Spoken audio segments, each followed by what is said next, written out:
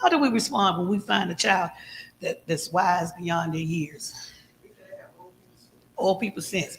But do we always respond in a positive way?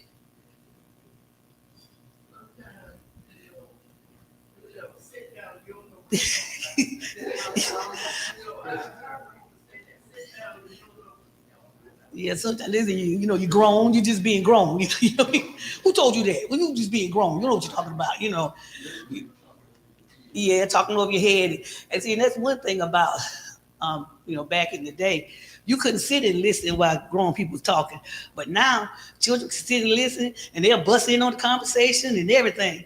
And if it's a good day, it's all right with the mom that'll bust in. But if it's a bad day, they'll smack them or whatever. And it,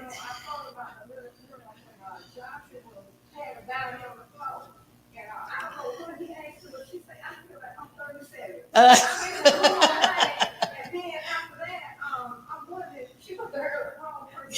yeah. It's like my That's like my little niece, y'all. My little niece just turned a year old in May, and I was over to my stepmom's house, and my sister reached to grab her, and she looked at her and she said, I was like, when did she learn how to roll her eyes like that?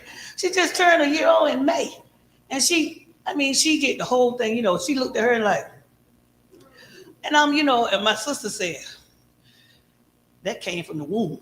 Now I don't know which side it came from, but it came from the womb. You know, and it lets you know that some children are precocious like that. And come from the womb, come from God. Now God didn't send that rolling of the eyes. Right? They do.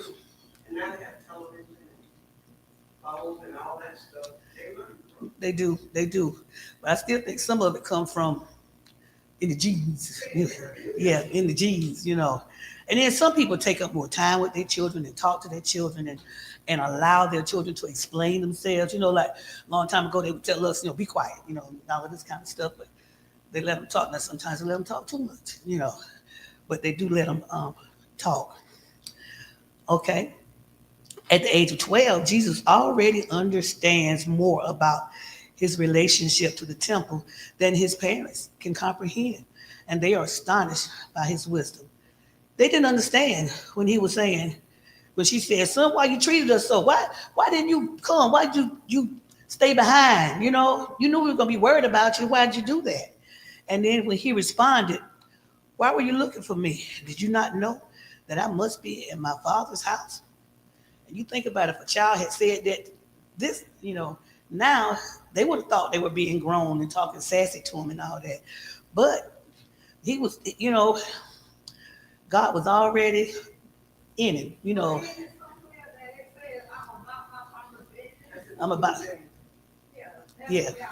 hmm And and this is the first time that we hear about uh, the boy Jesus from the time when he was born and he went down into Egypt and all, and then we start hearing about it now. And we know that his parents was teaching him. They were teaching him about God and praying for him, and he was probably in all the Bible studies and Bible school and all that. So he was learning about God. God was dealing with him. Just like you said when you were a child, how God was dealing with you. He's coming to us. Sometimes some of us don't understand, but if you have somebody who will talk to you and explain things to you and read the Bible to you, and you come into church and all that, you understand more than other kids. And people don't understand it. You know, you know, you don't act like a child. You don't want to be around the other children playing. Might play with them sometimes, but don't want to do the things that. But people may not realize what's happening on the inside.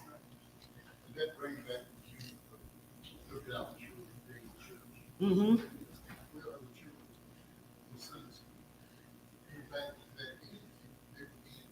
Mm-hmm. Mm-hmm. Mm-hmm.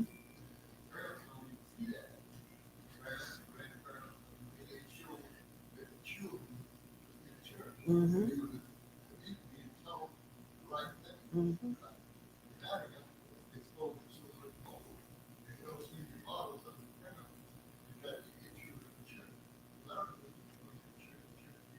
Pat, Pat. Mm-hmm. Mm-hmm.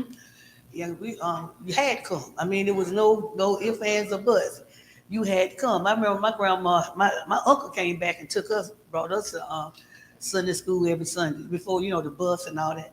And I remember Reverend Garvin would let he was preaching at another church, but he would let Frida drive the car, and it was a car full of teenagers. And we would come to church every Sunday. And then you came to church, you saw all your friends there. They maybe had Joanne them here. Miss Elta had later to do. You saw you came to church and you saw your friends here. So it wasn't no big deal. But now, people schedule things. They wouldn't schedule things on Wednesday night, but they schedule games on Wednesday nights for the kids. They schedule those AAU basketball games on Sunday morning. Back in the day, they could have scheduled it, but you weren't going. They would tell the coach or whomever they're not coming. And that's why they changed it. But now they don't care. You know, they'll even schedule stuff when the children are in school. Right, right. But if people, um, God is first in their life, they're not going to go for that.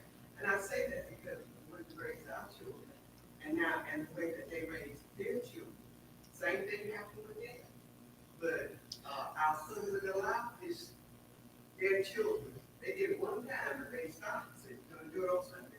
Our children won't. And see, well, that's what I'm saying. The parents had a standard.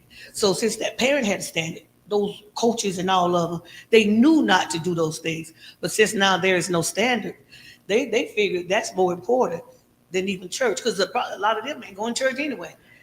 So they're looking at um, to schedule these other extracurricular activities. And then the parents, I hate to say it like this, but the parents value those things more than they value church.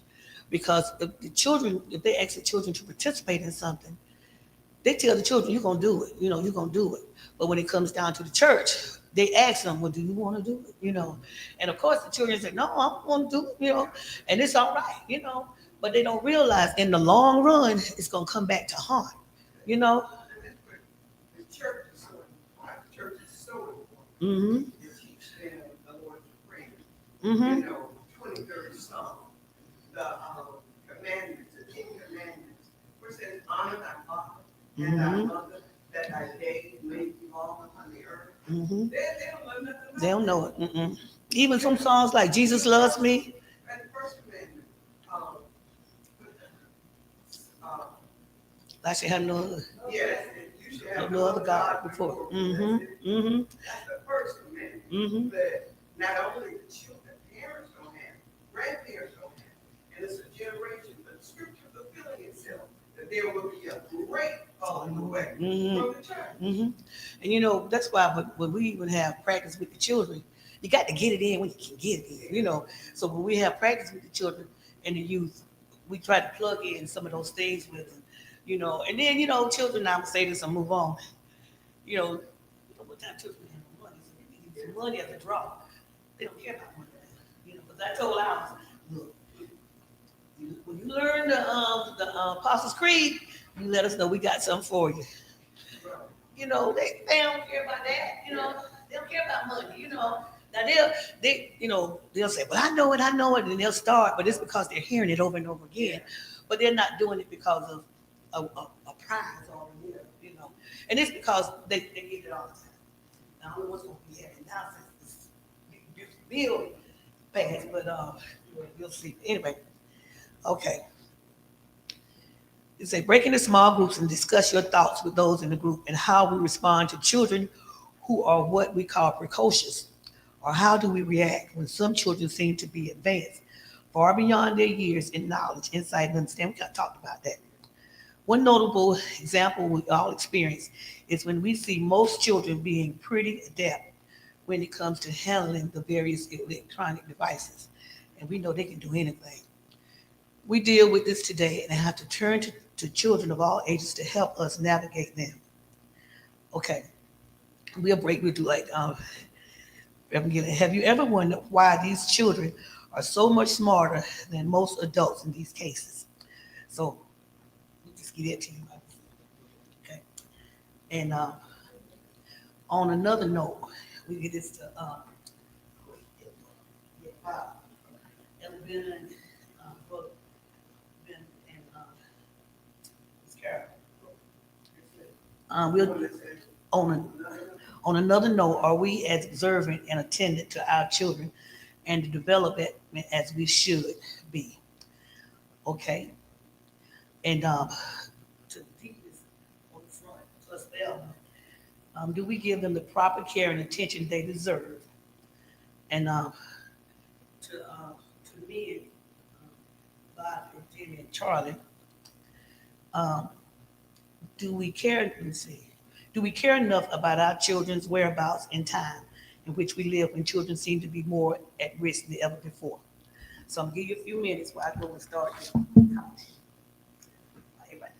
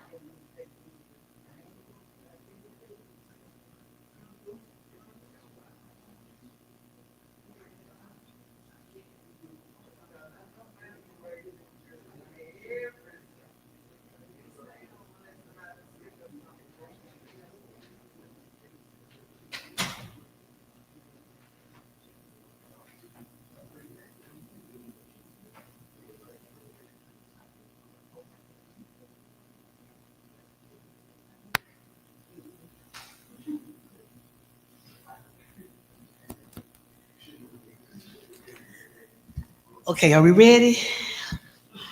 Okay, we'll start with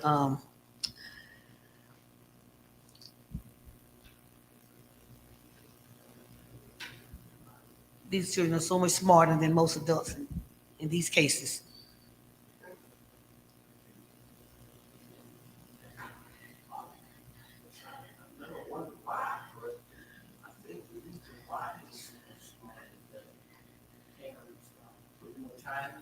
Mhm. Children are so much more advanced. They have so many more electronics. Mhm. I don't know what's going on with my phone. Right? It's my friends, they can figure that out. You know what I mean? So it's just that the electronics and the age that we live in, children have so much more, you know, so they're so much more advanced than we were.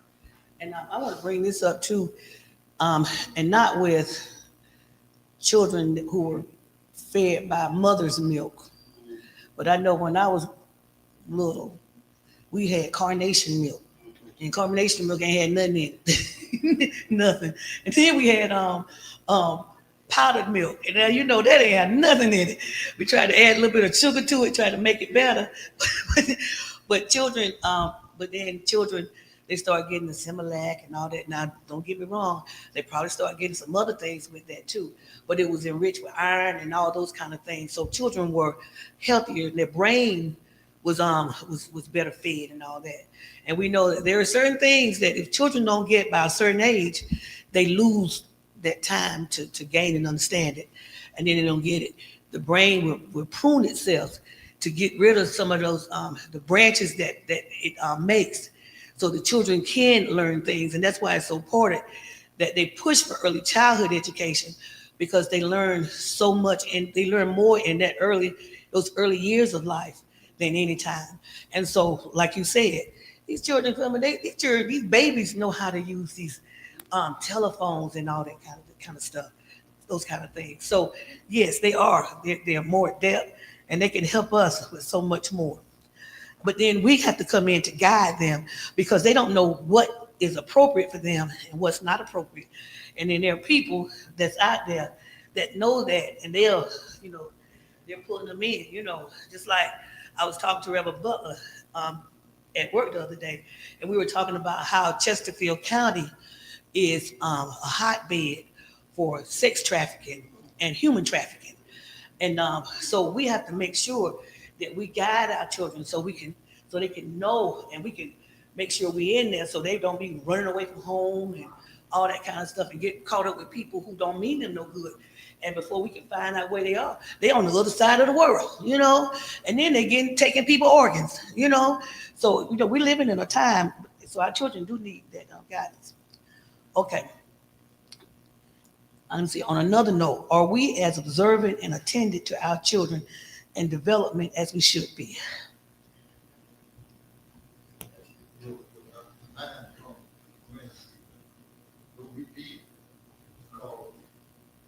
Going back and saying that certain things, pretty much so, playing football. But we had a lot of stuff going on in the church.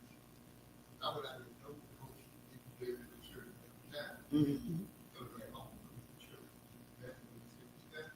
So that well down to you. Mm-hmm. Yep. Close down. I see a whole lot of going on. Mm-hmm. With the parents and kids, like you said. Mm-hmm. One One great church. Mm-hmm.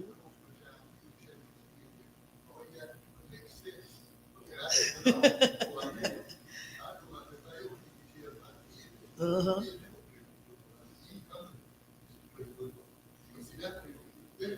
Mm-hmm.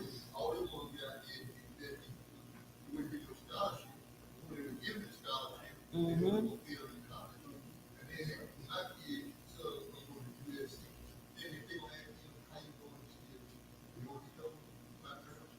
Uh-huh. Mm-hmm. Mm-hmm. But you're right. You're right. And then a lot of times after that season is over, they just toss them kids aside. They don't pay them more attention. And then like we were talking about the parents. But all parents not like y'all. I know one time they had a problem out to the games out here where parents would just come and just drop their children off. And the children never did make it into the game. The parent left and the children jumped in another car. So they had to make some changes there because, they didn't realize, yeah, your child ain't no different from nobody else. You might think your child ain't doing this stuff, but your child doing the same thing these other children doing. You might be putting these other children down, but they're doing. And then time something happens, you want to blame the school, but you can't blame the school. So I'll add to that. I've never said right, what my child would yeah, do. yeah, mm-hmm. I wouldn't say that because Mhm. they behind their back, they don't. Right. You don't know what they I know, cause your parents don't know. Mine didn't know. They got their own mind. Yeah. Mm-hmm. You talk to them, they have their own mind. You Mm-hmm. don't follow the crowd. Mm-hmm. But now, as beside the elder, when I was beside the elder, I had a pastor come to me and say one time, she said, Elder, some of the pastors feel like your standards are too high. I'm like, what? What? And she said, they feel like your standards are too high. I said, what do you mean? I said, you should have a standard, whether you need it or not. Right. Everybody should have that standard Right. for people to strive to. Right. All of us may not relate, Right. but you gotta try. Right. If Right. you never give people anything to strive for, or Mm-hmm. Mm-hmm. then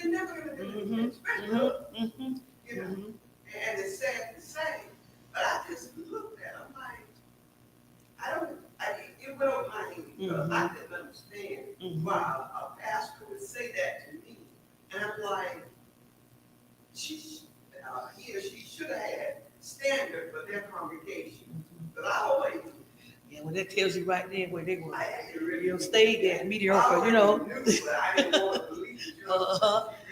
They were. Yeah, And it says, y'all just don't know. And they put, bishops really don't know. And they'll send a pastor to an appointed praying that they'll do the best they can to lead the people. And that's all they can do because we really don't know until they get there. Because everybody can't deal with every congregation. right. And that's fact. Right. And I've seen it. And as soon as they get moved, they'll go back and tell the members that were elder moved. They had me moved. In some situations, it's true. Some situations, it's not. Sometimes they move themselves. Well, you know, I'm thankful for Robinson because they always had high standards, and they always had high standards for us, the children and the youth. You would never come up to do an Easter speech reading out the paper. I mean, I just wouldn't want to do. And Julia Neal would just, you know, I never saw the choirs not full, all the choirs. You knew that if you was supposed to sing on a certain Sunday, senior choir, junior choir, Wings Over Zion choir, it was full. You know, it wasn't like, well, you know, I'm tired, I worked and all that. No, it was full. They always took, ushers, you always had all the doors. I mean, everything. I remember, I think this was the first time we had to go to VCYC or something. And we had to go to Livingston College. Reverend Harrington took me to Livingston College. But they didn't tell us we was gonna be staying in the dormitory. So we got up there. I ain't had no sheets, no pillowcase, I ain't had nothing. And he had to go buy, you know, he had to go do that. And he did. And then another time, I don't know how we got to do this right here. This was Bishop Marshall was retiring. And they was having this big celebration thing at the furniture market there. But we didn't know what we were going to. You know, look, they just told us they wanted us to sing. So about 4 or 5 of us, we practiced. And I was in college. That's that first year I had gone out to Marston. I came home and me and Naomi and Robin and Naomi, Ella Ruth, it was about 4 or 5 of us. Got in the car and went to Furniture Mart. There was so many people in that place, y'all. That place was so packed up. You know, Robin probably about 13 then, you know. And but we got in there. We did what we had to do, you know. And they just had high standards for us, you know, high standards. We were in that old church out there with a toilet in the back. And we stayed in the house where we had a toilet and then had a pump. But you know something? It did not matter. Because when you left your house, you looked nice, you were clean, you carried yourself, and you participated in stuff at school and everything. And so they always had high standards for us. And you can't drop your standards. You got to continue to strive for them. And if you reach them, you set them even higher, you know, because people will not all people, but if you encourage them and push them, and I'm gonna tell you something. So Carolyn said one time, and it was so true what she said. But you always have something to strive for. Okay, we go to the next one. Do we give let me see. Do we give them the proper care and attention they deserve, the children? Do we give them the proper care and attention? With my kids, like, when they was at I would always make sure we went to church. Always, they didn't never make us, they would always say, I know I'm gonna go to church today. And, they continued until they got, in school and everything. But after they got out on their own, they don't attend church like they did when they come home.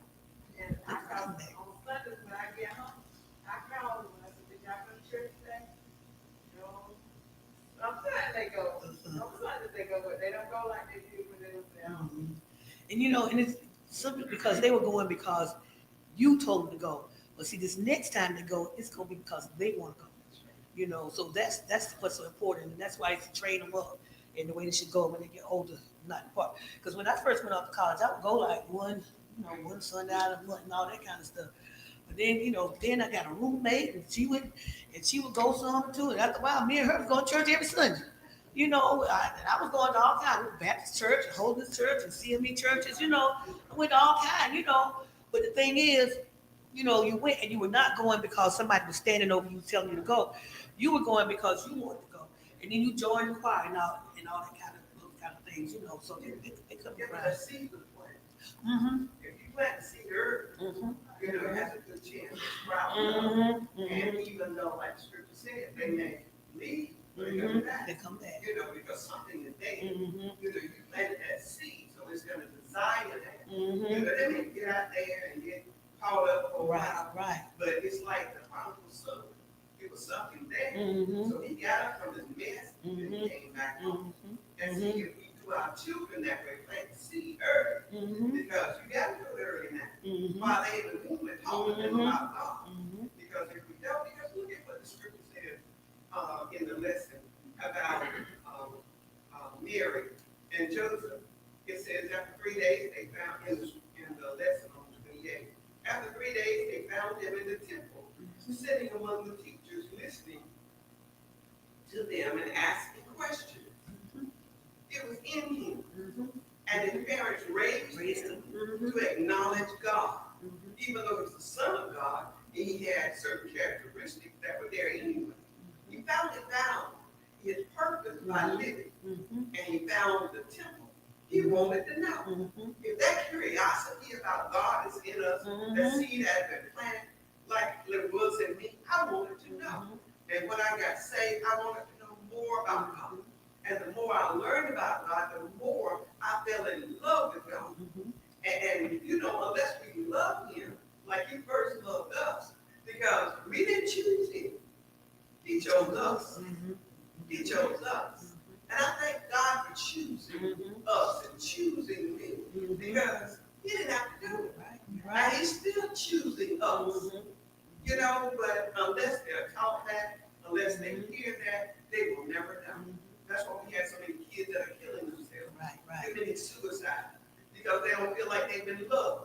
Parents should do them any kind of way. They don't feel like that love is there. They need that in order to survive. And Satan's job is to take us out, and he don't care how he does it. And I wish that when we had those quarterly meetings that we would kind of go back to like Christian education. I'm talking to somebody and we were talking about issues that people are dealing with now. And the adults, grandma and mama, they don't know a lot of what these children are dealing with. Like you say, the suicide rate. Sometimes it's suicide. They don't even realize it's suicide, but it's suicide. Fentanyl. We need to know in Zion about fentanyl. They got another one called Kush. I didn't know about Kush. I saw it's over in Africa, and it's terrible. But Damien told me that they had a form of Kush over here, and then Trank. I don't know if y'all ever seen Trank. If you look on YouTube, it looked like The Walking Dead. It's Trank. It's horse tranquilizer. And the people stand like this right here. I don't know how they don't fall home, but they just stand like this. Yeah, The Walking Dead. And we were talking about that. We talked about sex trafficking and all that. How I wish that when we had quarterly meetings that we would have some people to come in and talk about some of these issues. Yes, because there's a young lady from Chiral.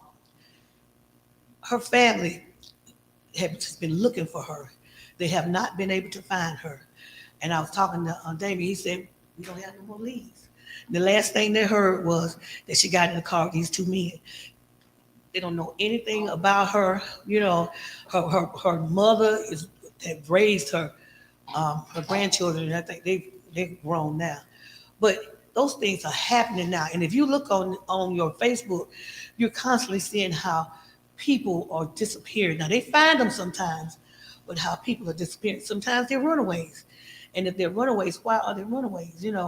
And that's where the community comes in and to help. Because I think about how Aunt Julia used to bring all these children to church from different places. And some of them are even preaching now. They're not preaching here in Zion, but they're preaching. And they're going to church, and they're, and other people that have brought the church, and they're out doing things. And that's what we got to do when we start talking about caring. We got to do it and try to get them into it when they're little, because when they get older, it's hard. I mean, it could be a kind word, it could be some food or whatever, but it's so important that we do those things. Okay, now we come down to the men. Um, Whether we are teaching our children appropriately concerning what is going on in the world. Is that the one?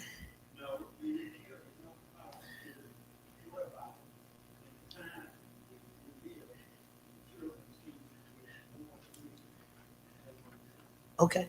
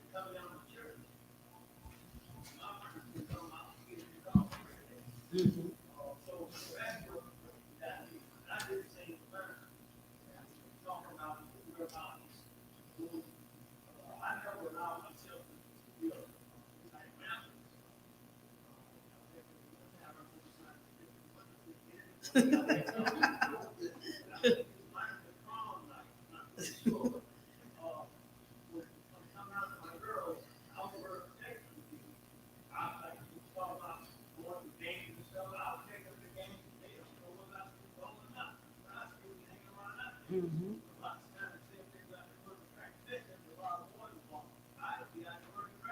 Mhm.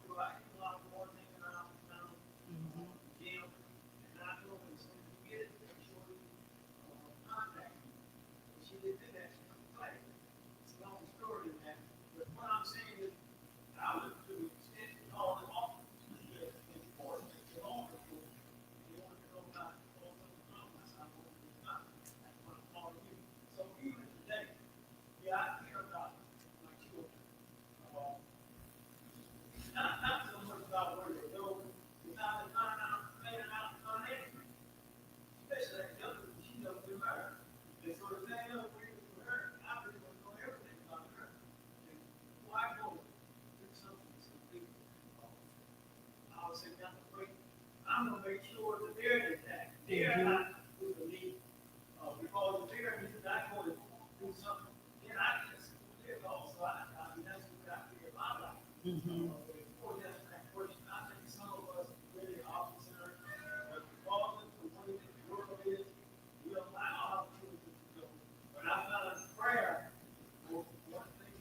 Mhm.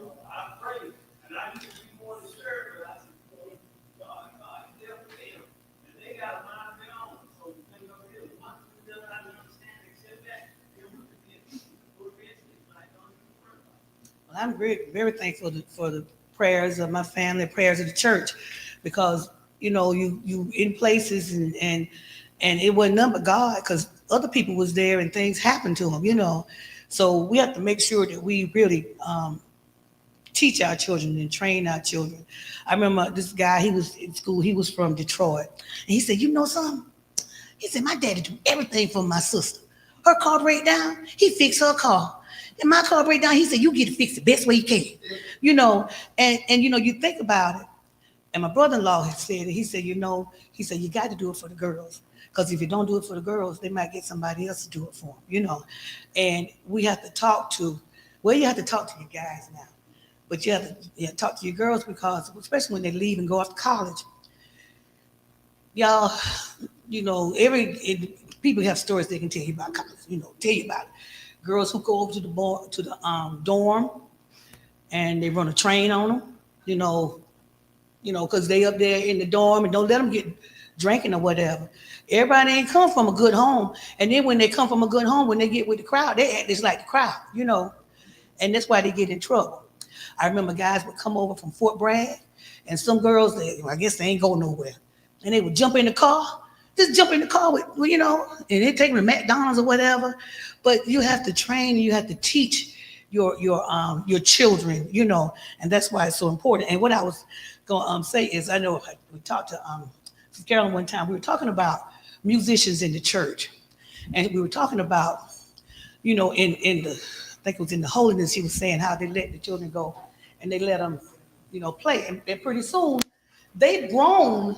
They're musicians, but in other churches, we're like, don't get on that, don't bother that, don't play with that, Even if we did it in a guided sense, that would introduce them to it, and then we can start growing our own, like Naomi and Lucy and them, and Boosie, how we grew our own then, but we don't, and that comes from that care and all that. Like if your child has a certain inclination towards something, say if they're athletically inclined or musically inclined or artistically inclined, or they like science or whatever, what we should do is we should provide those activities so they can continue to grow. A lot of people, if their children playing instruments, they'll let them start a band out there in the garage, but we'll say, you're making too much noise. How are they supposed to practice if we don't give them the space to do it? If they're scientifically inclined, why don't we give them the little chemistry kits or the little engineering little things that's what we got to start to do it, to teach them. And just because we don't like it, like I tell the children, the parents, yeah, you might not like books about snakes, but your child do. So you don't pick out stuff that you like, you pick out stuff that your child like, and you guide them so they can become. And that's the same way at church. When we see a child with an inclination towards something, we need to encourage them. We need to lay it out like that first now. We need to lay it out and then give them the opportunity and chance to do. But we need to provide them with opportunities. Okay. Now we're gonna move on. What time is it really? Oh, 9:44. Let's see. But we're just gonna talk about this a little bit. We were talking about when they left. We know what the Passover was. When the Israelites was leaving Egypt and they put the blood on it and where the egg passed over it. That's how we came up with Passover. And how they were so they were there during Passover. And we don't have many and it kind of went back with last week's lesson. We don't have many rites, especially we had them in the African American church, but we don't have it like the Jews. They still practice these things, rituals, and they're still practicing and they're passing them down. We don't have as many as we used to when we were growing up. You had some rites of passage, and we need to start having them because so our children can know what the standards are and that you reach this level and you reach this level and you reach this level.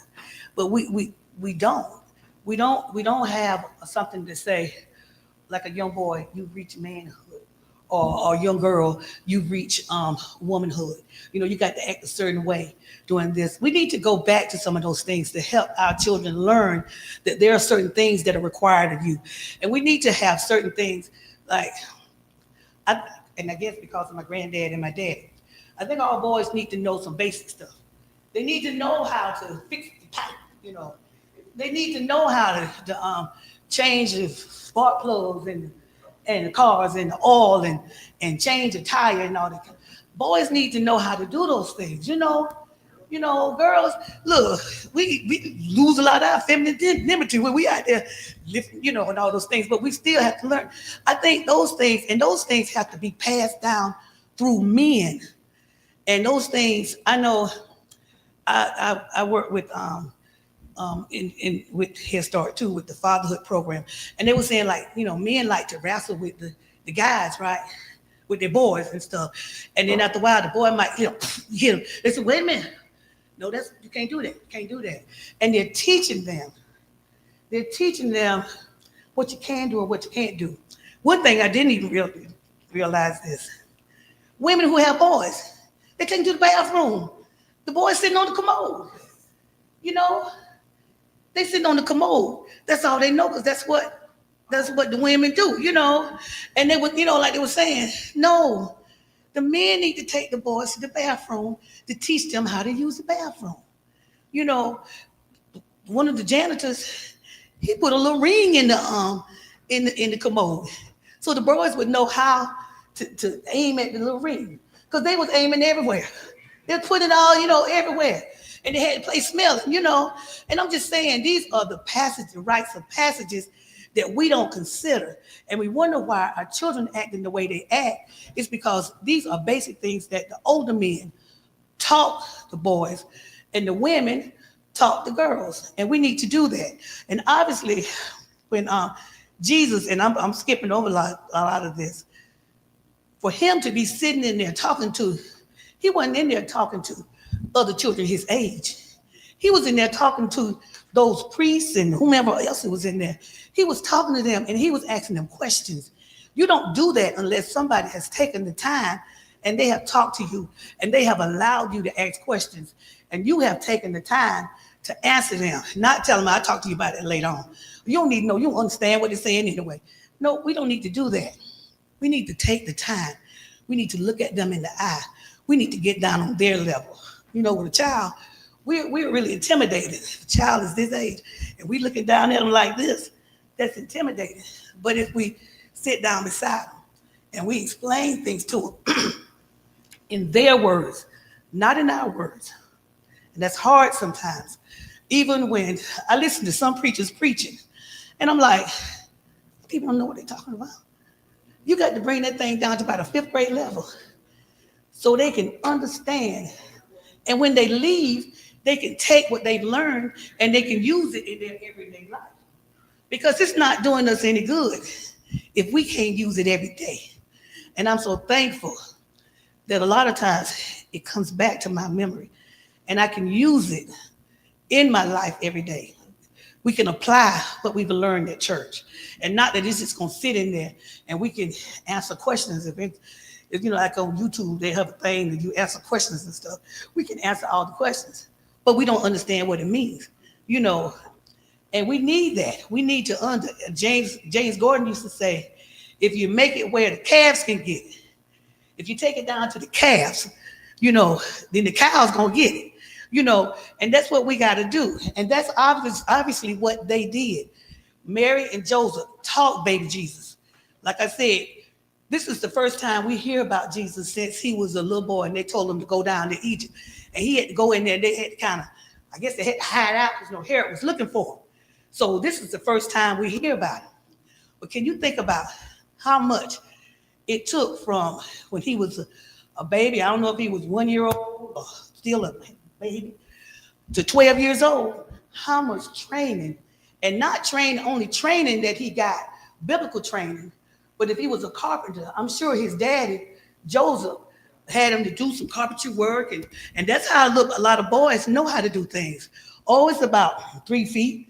You know, most women can't say it's 3 feet because we don't know that kind of stuff. But when the men have taken time with the boys and they talk to them, or when the girls know how to cook, they know how to go in there and make stuff and all this and just different things, it's because somebody has taken the time with us and we've learned. Because you don't learn everything at school. You know, you don't, you know. I want to say that Mm-hmm. after a person gets saved and then they get wrong and they're still coming to church, we need to teach our children and our adults what being saved, salvation is about. It's more than going through the act. Mm-hmm. We have to teach them that you must become committed Mm-hmm. to God, have a relationship with God, not when you want to, Mm-hmm. but when you don't feel like coming, you show up. Mm-hmm. Because here on this world, all this stuff we're doing is just rehearsal. Mm-hmm. If we don't show him here how much we love him, when we're dead and gone, we don't have any more time. Mm-hmm. Mm-hmm. You're right. You know, we got to do it while we live and breathe. Mm-hmm. Because the gift light is a gift from God. And if we don't take the gift and use it and to show how much we appreciate being given life, you know, because some babies born dead at birth. But he thought enough of us to allow us to live, to breathe and have our being. And when I was little, I didn't know what I was praying or singing. And I would Go ahead. I would tell the Lord because I heard the song, I'll go, Lord, if I have to go by myself. I'm a little girl. I didn't know what I was saying. But as I lived, I realized the words that I spoke, I began to live that. You know what I'm saying? And I'm grateful to God for keeping me on that path. Straight, but you come back so that God can continue to use us, you know, to help somebody. We're not going to have anybody. But there are some that are listening, and there are some people that have a desire to change. Nobody wants to die and go to heaven. All of us want to go to heaven. But I'm telling you, we got to live something down here before we can be in heaven with him. And you know, it's what you said is so true. And we got to do it when people watching and when people not watching. Because a lot of times we'll do it when people watching. We're in the church, people watching, we're doing it. But you know something? With cameras everywhere now, look, people seeing everything you're doing, but you need to have it in your heart to do it. And to do it because you love God. And it's so true. We do need that. And then like, That's why I pray like David prayed. Lord, create in me a clean heart and renew a right spirit within me. Because by no means, as long as I'm in this flesh, I'm perfect by no means. Because I mess up and I make mistakes. But I thank God that He's forgiving God. You know, and He give us another chance and another chance and another chance. I'm telling And you. I'm so thankful for that. I'm like that song you made. He's a God of a second chance, third chance. We take it on, and but we want to make sure that we take from here that first of all, how Jesus' parents taught him. He taught him. You know, we don't even see, you know, that, but because of what he did, we know that his parents taught him. And if you have children, or even if you can be an adult, you want to make sure that you're teaching, you're encouraging, and all that also, you know, and it doesn't have to be your own children. It can be other children also.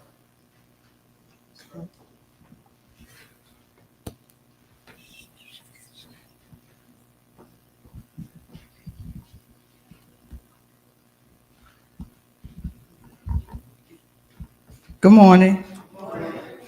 Today's date, July the 6th, 2025. Our lesson topic was the boy Jesus in the temple, home alone, and it came from Luke, the 2nd chapter, 41 to the 52 verse. Our attendant this morning was 14. Our offering was $89. Superintendent, Sister Lois Archer. Secretary, Sister Thelma Tyson. Treasurer, Brother Demi Lee. Our Sunday school is over for another day. Dear Heavenly Father, as we will pray. Through the week, be with us in our work and our pray. Make us kind and loving and help us to obey. What would Sunday school be if every scholar was just like me?